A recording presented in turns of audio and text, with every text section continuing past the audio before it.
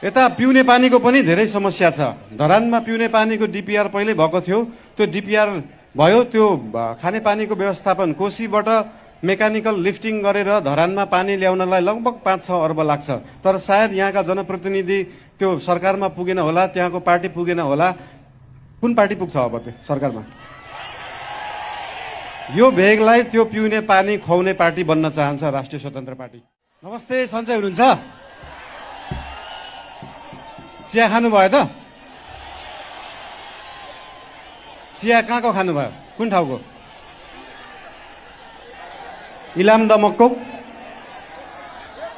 खाना खानुभयो? बिहान खानामा तरकारी कहाँको खानुभयो? बोर्डर पारीको खानुभयो? 13 थुम 5 थरमा उत्पादन भएको तरकारी खान पाउनु भएको छैन तपाईँहरूले। हाम्रै पूर्वी पहाडमा उत्पादन भएको तरकारीहरू, उब्जाहरू यही मुनि तराईमा झापा, सुनसरी, विराटनगरमा खान पाइएको छैन। यो दुःखको कुरा हो। यो दुःखको समाधान गर्नुपर्छ र त्यो दुःखको समाधान गर्ने पार्टी बन्न चाहन्छ राष्ट्रिय स्वतन्त्र पार्टी।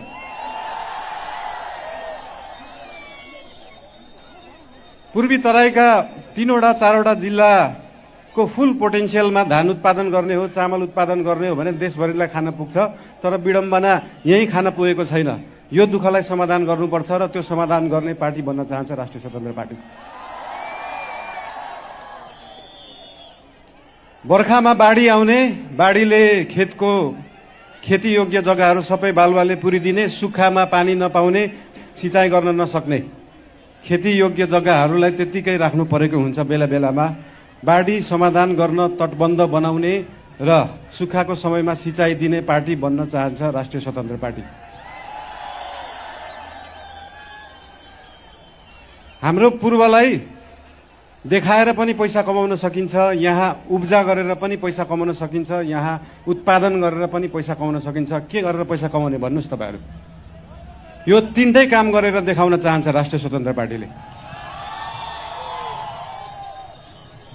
हाम्रो किराँतहरूको, सम्पूर्ण नेपालीहरूको आस्थाको केन्द्र मुकुमलुङ, खुवालुङ, पाथिभरा जस्ता ठाउँहरूलाई 77 जिल्लाका नेपाली दाजुभाइ दिदीबहिनीहरूले आस्था राख्न पाउन्, त्यो आस्था देखाउने पार्टी बन्न चाहन्छ राष्ट्रिय स्वतन्त्र पार्टी। समस्याहरू धेरै छन्, समाधान पनि यही छ। समस्या र समाधानलाई भेटाउने काम भएको छैन, त्यो भेटाउने काम गर्न चाहन्छ हाम्रो पार्टीले। देशकै पहिलो उद्योग कल कारखाना भएको यो ठाउँ हो, यो क्षेत्र हो। यहाँनिर खाने तेलदेखि मरमसलाका फ्याक्ट्रीहरू छन्, इन्डस्ट्रिजहरू छन्। तर जुन बेलामा त्यो फ्याक्ट्रीहरू खुले, त्यो इन्डस्ट्रीहरू खुले, त्यसपछि नयाँ खुलेका छैनन्।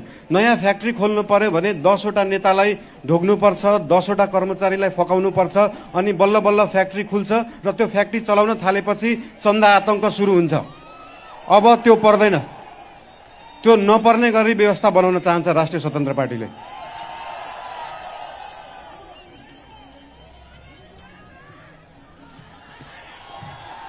I love you too. I love you too.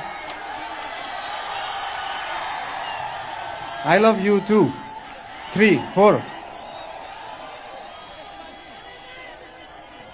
विश्वको पहिलो तीर्थस्थल कुन हो थाहा छ तपाईहरुलाई? हाम्रै बाराहा क्षेत्र।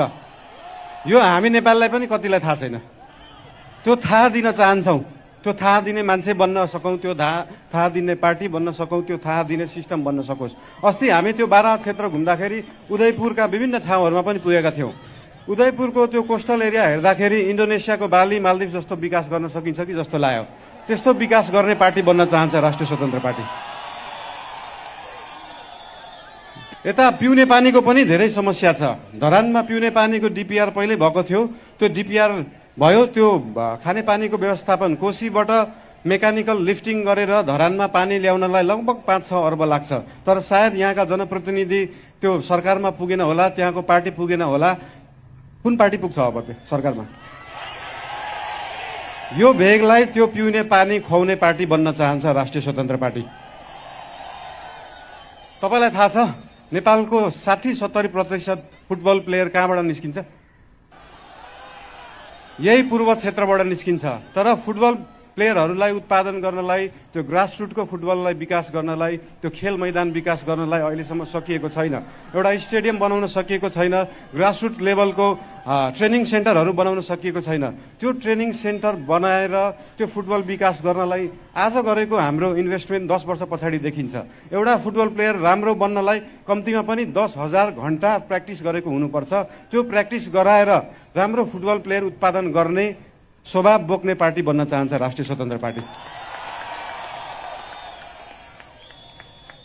र अन्त्यमा जसरी यो सिलाम साकमा लाछुजु, यो सिलाम साकमाले मृत्युलाई छेक्छ, मान्छेलाई कालबाट जोगाएर राख्छ, त्यसरी नै देशलाई जोगाउने पार्टी बन्न चाहन्छ राष्ट्रिय स्वतन्त्र पार्टी। धेरै धेरै धन्यवाद। नमस्ते।